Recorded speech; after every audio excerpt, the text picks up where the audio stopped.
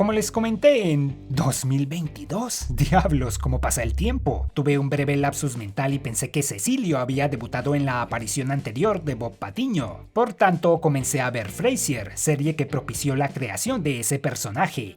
Kelsey Grammer, la voz de Bob, protagonizó esa comedia como el psiquiatra Frasier Crane, quien al divorciarse regresó a su ciudad natal y se reconectó con su familia, específicamente su padre y su hermano. Ahí fue donde el escritor de este episodio, Ken Killer, encontró la inspiración para el regreso del enemigo de Bart, invitando a David Hyde Pierce, quien interpretó a Niles Crane, hermano de Frasier, a darle voz a Cecilio. De ahí el título, El hermano de otra serie, también un guiño a la película El hermano de otro planeta de 1984. La familia se completaría 11 años después, con John Mahoney, quien interpretó al padre de Frasier y Niles, dándole voz a la misma figura de los Patiño en la serie amarilla. No es necesario ver Frasier en su totalidad para entender o disfrutar este episodio, o para comprender la dinámica entre los hermanos Crane, que se repite de cierta forma entre Bob y Cecilio, la de dos tipos pomposos que se creen más sofisticados e inteligentes de lo que son, algo que expondré más adelante. Pero no me arrepentí de verla, ya que es una gran comedia, con mucho sarcasmo y algo de slapstick, a la cual nunca le puse atención por algún motivo, y parte de su magia se transfirió a esta historia.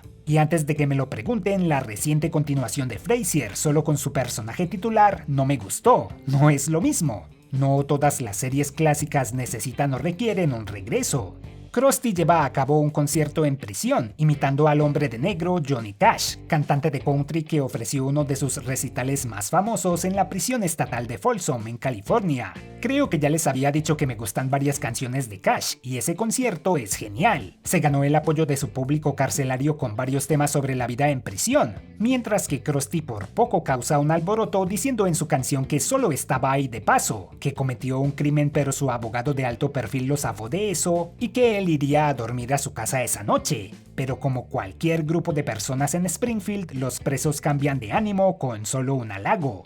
El payaso se cruza ahí con su viejo Patiño. En sus primeras apariciones la serie solía resumir los crímenes previos de Bob, como si la audiencia fuera a olvidar a semejante personaje.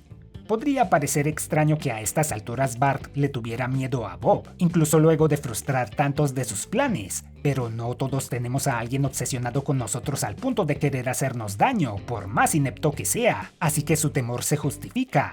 Aunque su familia intenta tranquilizarlo diciéndole que es muy difícil que vuelva a salir de prisión, Bob es un recluso modelo, y con ayuda del reverendo Alegría consigue su libertad poniéndose al cuidado de su hermano Cecilio en el doblaje, con quien no se había visto en 10 años luego de un disgusto.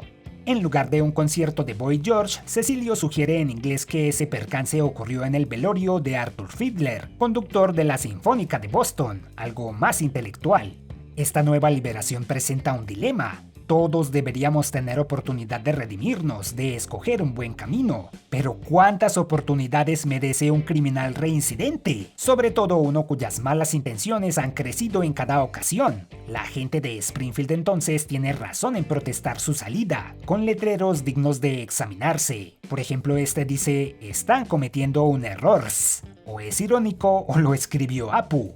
Ban the Bob o Prohíban al Bob alude al eslogan Ban the Bomb. Prohíban la bomba, parte de una campaña de desarme nuclear iniciada en Reino Unido en 1957. Y el padre de Martin tiene uno que dice, crimen sí, criminales no. Imagino que su hijo no estaba alrededor para explicarle cómo eso no tiene sentido.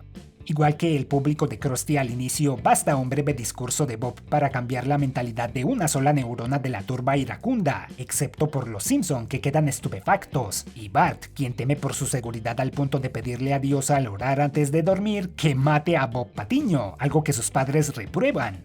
¿Por qué? ¿Que acaso Dios en la Biblia, sobre todo en el Antiguo Testamento, no mató a miles de personas? ¿Qué es una más entonces? Bueno, sí, eruditos de la Biblia, ya sé que el del Nuevo Testamento calmó sus ánimos, pero el antiguo anda por ahí, como en Spider-Man 3 cuando Eddie Brock le pidió a Dios que matara a Peter Parker. No le ayudó directamente, pero le envió al simbionte. El dios de la cultura popular actúa en formas misteriosas, tal y como dijo Homero. ¡Claro! ¡Haz tu propio trabajo sucio!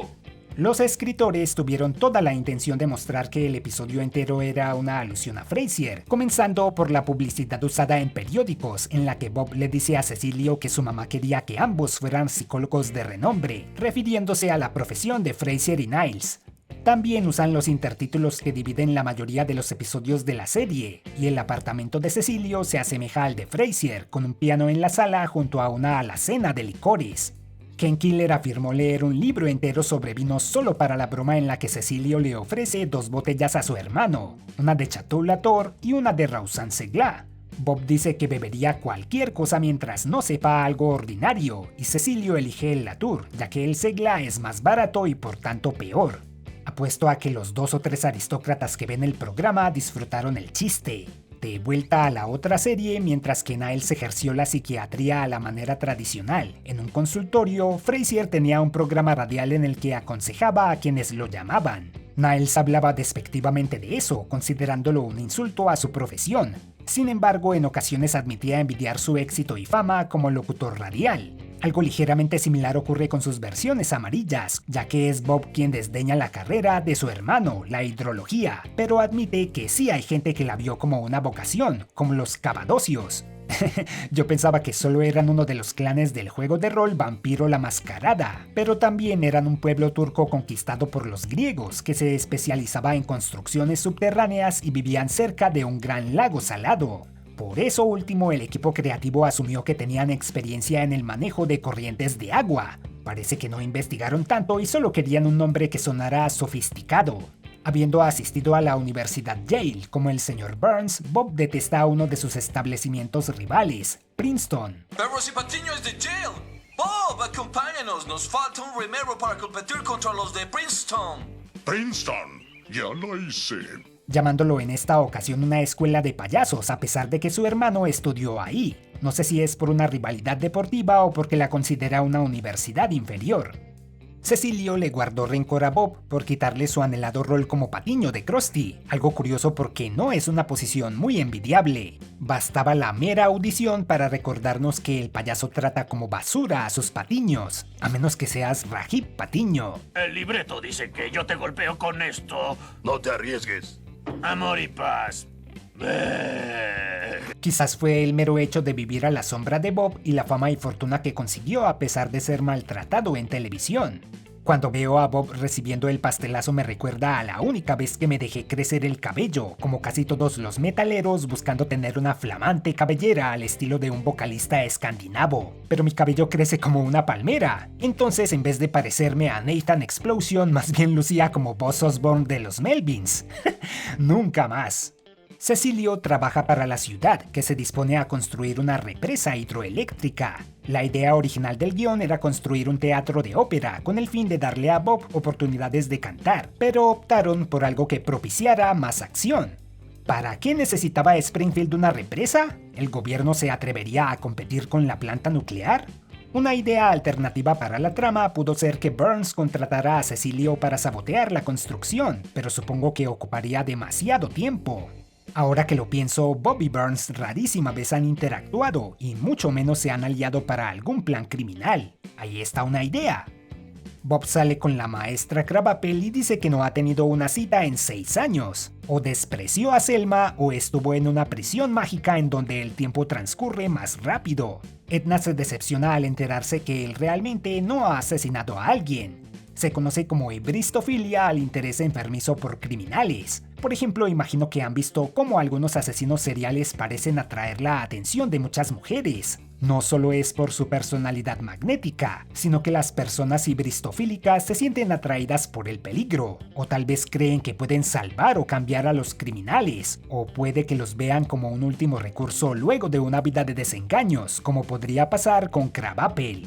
El que Bob la llame Clavados fue agregado por el doblaje. En el original se refiere a ella por su apellido correcto. Me gustó ese cambio. Hace ver a Bob más sospechoso y psicópata, como si no le importara tanto la mujer con la que estaba saliendo. Más tarde vemos que le exaspera su nueva labor como supervisor del grupo de construcción de la represa, al tener como empleados a Cletus y sus familiares, que no son muy brillantes, algo acentuado por el doblaje ya que lo llaman Señor Don Patrón. Sorprende que en inglés se refieran a él por su apellido, es decir, Señor Terwilliger. Para el último Max Power responde alguien preguntó por qué Bob Patiño sigue refiriéndose a sí mismo por su nombre artístico, a pesar de la connotación negativa que tiene. Quizás es porque ni él ni la gente que lo conoce han podido abandonar el pasado y ese nombre quedó unido a sus actos. No obstante, aquí y en otras ocasiones más formales hemos visto que sí usa su nombre real.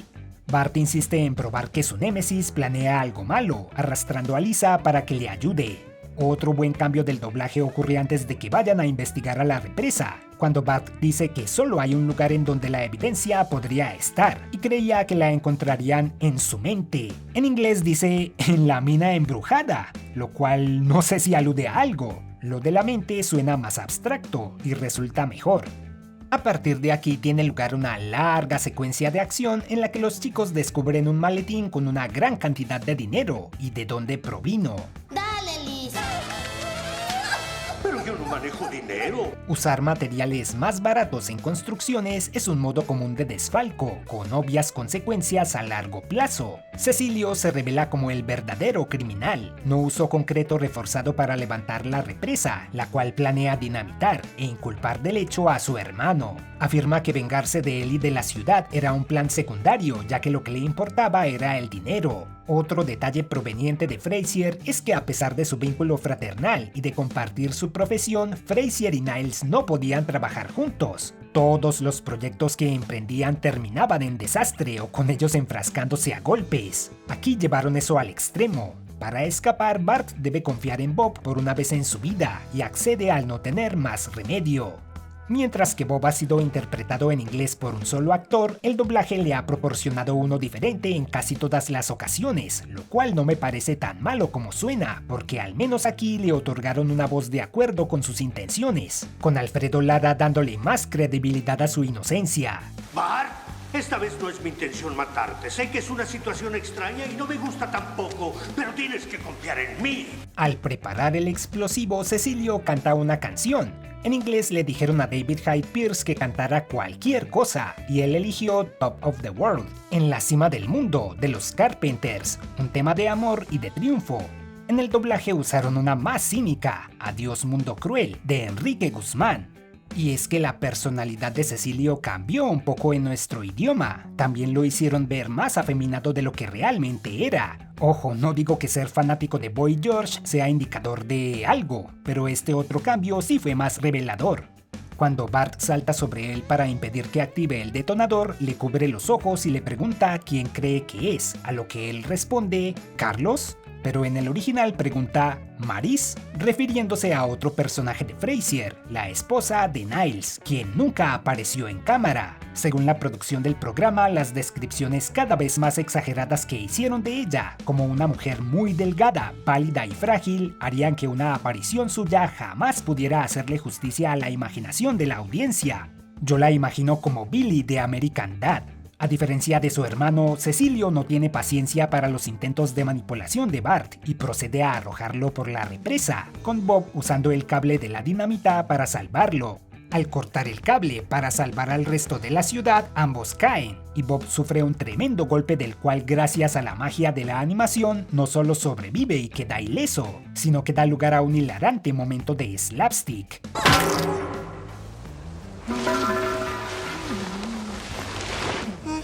A pesar de que la represa se rompe de todas formas, la ciudad no sufre mayores estragos, con excepción de Rafa, que es arrastrado de su casa a bordo de su cama. Y aunque Cecilio confiesa ser el único responsable del desastre, Gorgory acusa a Bob y lo envía a prisión sin evidencia alguna, en donde, como última similitud con Frasier, en vez de elaborar algún plan diabólico, los hermanos tienen una pelea que apenas clasifica como tal. Y Bob Patiño acepta su encierro sin más, porque si hay algo más poderoso que el dios de la cultura popular, es el statu quo. Cecilio solo ha tenido otra aparición importante hasta la fecha, aliándose con el resto de su familia cuando Bob fingió su muerte al llevar a cabo otro plan para asesinar a Bart, el cual para variar falló. En los cómics vio un poco más de acción con unos cuantos cameos y una participación antagónica muy interesante en la que intentó destruir a Lisa, como un paralelo entre lo de Bob y Bart. Una oportunidad que por más cliché que fuera debieron aprovechar en el programa. Aún están a tiempo. ¡Ay, es inútil! ¡Totalmente inútil! ¡Claro! Cuando es una de mis fechorías, todo es posible. Pero cuando es cosa de Cecilio, es totalmente inútil. Y en cuanto a Bob, este fue el punto en el que sus episodios se volvieron más esporádicos, con el siguiente teniendo lugar en la temporada 12. El capítulo tuvo 2 escenas omitidas, incluyendo la que quizás es la más famosa de la serie, o al menos la que más he visto difundida en la internet. En la parte baja de la represa se ve una casa. Ahí vive Hans Mollman o Juan Topo. Una vez Bart hace que Cecilio pierda el maletín con dinero y su pistola, estos caen en las manos del hombre topo, quien cree que el dinero le pertenecía a Dios y lo amenaza con el arma para que le entregue el resto. Una fantástica escena que los escritores lamentan haber cortado, pero necesitaban el tiempo para que Gorgory expusiera las incoherencias que llevaron a Bob de regreso a la cárcel. La otra era más breve. Luego de escapar de la ola gigante de la represa rota, Homero saldría a sacudir un árbol convenientemente plantado en su jardín, el cual estaría lleno de peces. Volviendo a la pregunta sobre cuántas oportunidades de redimirse merece alguien, lo gracioso de esta ocasión es que Bob sí estuvo dispuesto a hacer las cosas bien, pero nadie podía creerle y por eso todos se portaron como unos imbéciles con él. Bart inmiscuyéndose repetidamente en sus asuntos, su hermano usándolo como coartada y el jefe Gorgory asumiendo de inmediato su culpabilidad. Consecuencias inevitables de la reputación que se había labrado a ese punto, pero por una vez logró ser el héroe, aunque pocos lo supieran, y esa pudo ser una conclusión adecuada a su historia. De cierta manera lo fue, o al menos yo diría que este es el fin de su época dorada en el programa. Habían agotado todas las tramas básicas que podían desarrollar con el personaje y necesitaron a alguien más malo que él para presentar algo novedoso. Mientras que sus apariciones posteriores oscilan entre buenas y no tanto, la dinámica frasierística de dos hermanos discutiendo incesantemente ofreció algo inolvidable y muy divertido. Y cuida a los suscriptores, y a los miembros del canal, y a Maggie. Y por favor, mata a la inteligencia artificial. ¡Max, no! ¿Es ella o yo? No puedes pedirle a Dios que mate algo que ya usan todos. Claro, ya alguien hace el trabajo sucio por nosotros. Sucio me sentí yo buscando cómo hacer esas imágenes. Supongo que hay modos no gratuitos para hacer unas mejores que esas, pero ni loco pagaría por eso. ¡Ay, qué terrible y espantoso es el futuro en el que vivimos! ¿No quieres decir presente? Sí, presente. Vamos a ver cuánto dura esta segunda temporada del canal, porque los primeros 10 años fueron la primera, antes de que las máquinas se apoderen de nosotros, de que la singularidad y nos volvamos una masa viscosa de una sola mente. Por ahora les agradezco a los miembros que siguen apoyando este proyecto humano. Y súper gracias por sus súper comentarios, entre ellos más felicitaciones por los 10 años del canal. Aprecio sus amables palabras. Aunque el Mario Party Jamboree se vea muy divertido, quién sabe cuándo lo jugaré, porque tener una consola de Nintendo por estos días, pues no parece una inversión adecuada.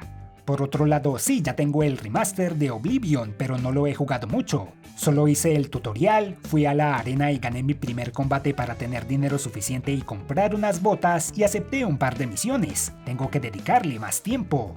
Y todos tenemos un episodio prohibido, como Tú y el Diablo no usa nada, que admito que es difícil de ver por lo de Marsh y Ned. Pero nada supera en mi caso a Marsh, ¿puedo dormir con el peligro? Haberlo visto por primera vez con la familia presente fue muy incómodo. Una mención especial para la primera tanda de Super Amigos del Mes. Cristian Fernández, Kaname, Eñe, Noel Osuna, Speed el titiritero de las estrellas, Octavio Olenik, Sinois, Marcos Pirucci, Mango, Omides Wave, Celar24, Ferchosaki, Crixis, Leandro Arzamendia, Rostoneto, Neofacu, Buenos Días Pibe, Itzeler, Armonil, Alejandro Calabrán, Diego Valderrama, Pedro, Franklin, Easasa, Ratchet Clanky Eliano, Anticucho de Camello, El Magio número 4, Bruno Narváez, David Cosaín, Claor, Emilio Galván, Gonza GM y Din Corso.